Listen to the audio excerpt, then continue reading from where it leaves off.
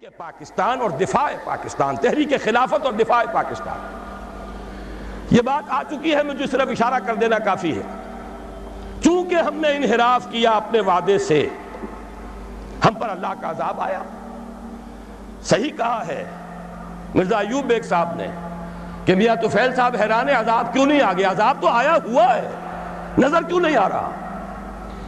سورہ توبہ میں اللہ تعالیٰ نے ارشاد فرمایا نفاق، اس کے اسباب، وَمِنْهُمْ مَنْ عَاهَدَ اللَّهِ، ان میں سے وہ لوگ بھی ہیں جنہوں نے اللہ سے عہد کیا تھا، لَئِنْ آتَانَا مِنْ فَضْلِهِ، اگر اللہ ہمیں اپنے فضل سے نواز دے گا، لَنَصَدَّقَنَّ وَلَنَكُونَنَّ مِنَ الصَّالِحِينَ، بڑے نیک بن جائیں گے، خوب اللہ کی راہ میں صدقہ کریں گے، خیرات کریں گے۔ فَلَمَّا آتَاهُمْ مِنْ فَضْلِهِ، جب اللہ نے انہیں اپنے فضل سے نواز دیا، بخیلو میں ہی اب بخیل بن گئے، تجوریوں کے دروازے بند کر لیے، صرف اپنی عیاشیوں کے لیے کھولتے ہیں۔ وَتَوَلَّوْا وَهُمْ مُعْرِضُونَ، پیٹھ موڑ لی، بھول گئے وعدہ۔ اب اس کی سزا کیا ہے؟ کان کھول کر سنیے۔ فَعَاقَبَهُمْ نِفَاقًا فِي قُلُوبِهِمْ، اللہ نے ان کے دلوں میں نفاق کی لعنت پیدا کر دی۔ یہ نفاق ہے جو آج آپ کو پورے پاکستانی معاشرے پر نظر آ رہا ہے۔ دو نفاق، ایک نفاق باہمی، قومیتیں، لسانی عصبیتیں، صوبائی عصبیتیں، نسلی عصبیتیں، کچھ عرصے پہلے بھی ہو رہا تھا کوئٹے میں، جو کچھ ہو رہا تھا بلوچوں اور پختونوں کے درمیان، اب پھر ہو رہا ہے۔ اس کے سندھ کی بھٹی اس وقت ذرا کسی اور شکل میں دہک رہی ہے یا سلگ رہی ہے، کوئی عجب نہیں کہ اس سے کہیں بڑا جو ہے لاوا پھر پھوٹ بہے، جیسا کہ اس سے پہلے بہ رہا تھا۔ یہ سب کچھ کیا ہے؟ پاکستان دو لفظ کیوں ہوا؟ ایک لسانی عصبیت، بنگلہ بھاشا، بنگلہ نیشنلزم، بنگلہ دیش، تین قدم ہے۔ زبانی عصبیت، اس کی تحریک، ایک نیا دیش، یہی معاملہ پاکستان میں ہو رہا ہے۔ اس اعتبار سے واقعہ یہ ہے کہ یہ سزا ہے اللہ کی طرف سے، اور اخلاق کا جو دیوالہ نکلا ہے۔ دوائیوں میں شاید دنیا میں کوئی قوم نہ ہو جو دوائیوں میں ملاوٹ کرتی ہو۔ کوئی غریب عورت ہو سکتا ہے گھر کے برتن بیچ کر آئی ہو اور اپنے بچے کے لیے یا اپنے شوہر کے لیے دوا لے کر جا رہی ہو، اور 15 روپے کا ایک کیپسول اس نے خریدا ہو، لیکن اس کیپسول میں چاک بھرا ہوا اور کچھ نہیں۔ یہ کام سلطنت خدا داد پاکستان میں ہو رہا ہے۔ میں صرف اس ایک مثال پر اکتفا کر رہا ہوں، زیادہ وقت نہیں ہے۔ اخلاق کا دیوالہ نکل چکا۔ وہ قوم جو ایک قوم تھی ہندو کے مقابلے میں اب قومیتوں میں تقسیم ہو چکی، دونوں نفاق بتمام و کمال نظر آ رہے ہیں، نفاق باہمی، نفاق عملی، نفاق اخلاقی۔ اب اس کے لیے ضروری ہے، پاکستان کے دفاع کے لیے یہ بھی ضروری ہے کہ فوجوں کو مستحکم رکھیے۔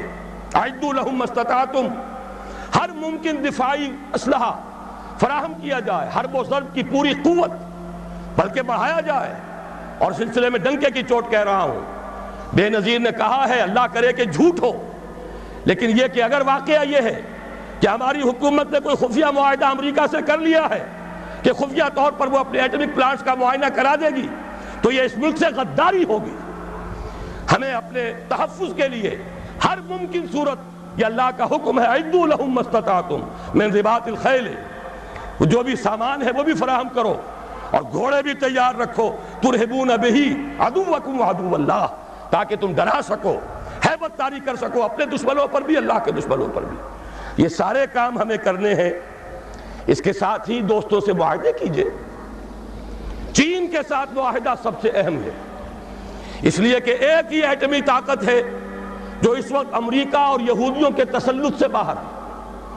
باقی بھارت کے ساتھ جو پینگیں بڑھ رہی ہیں، بھارت نے جس طرح ان کا سارا معاشی نظام جو کا تو قبول کر لیا ہے، جس طرح اس نے ملٹی نیشنل جو کارپوریشنز ہیں ان کے لیے اپنی مارکیٹ کھول دی ہے، اب وہ تو ان کے لیے کوئی اجنبی ملک نہیں رہا، اس کی وہ غیر جانبداری ختم ہوئی۔ میرے اسلام کو اب قصہ ماضی سمجھو، لہذا اس کا نتیجہ وہی ہے، ہنس کے وہ بولی کہ پھر مجھ کو بھی راضی سمجھو۔ تو امریکہ اب ہندوستان سے، بھارت سے تو راضی ہے۔ اب تو ایک ہی ہے جو کھٹک رہا ہے، ایٹمی طاقت، جو مبینہ طور پر اور جو کہ مسلمہ طور پر ایٹمی طاقت ہے، جو ابھی باہر ہے۔ ایک دستمرد سے تیری حالی بچا ہوا تھا، کچھ پتہ نہیں کب اس کو بھی چرکا لگ جائے۔ ایک حادثہ اس پر گزر چکا ہے، لیکن یہ کہ ابھی وہ قائم ہے، وہ چین ہے۔ اس کے ساتھ ہمارا یہ در حقیقت زمینی رابطہ توڑنے کے لیے بین الاقوامی سازش ہے کہ کشمیر کو آزاد کر دیا جائے اور اس کے ساتھ شمالی علاقے بھی شامل کیے جائیں، گلگت بھی اور ہنزا بھی، تاکہ چین کے ساتھ پاکستان کا زمینی تعلق منقطع ہو جائے۔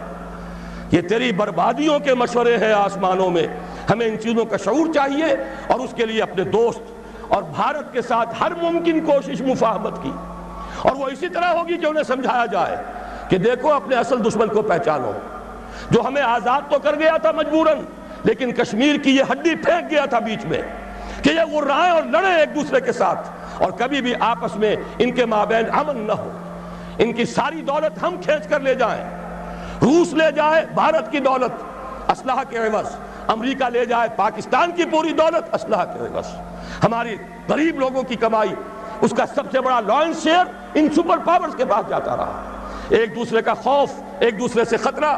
لہذا وہ کبھی ایک صاحب نے کہا تھا، بات بڑی پتے کی ہے، ہمارا استحصال اور پوری تھرڈ ورلڈ کا جو استحصال اس وقت ہو رہا ہے اس کا سب سے بڑی ذریعہ یہی ہے۔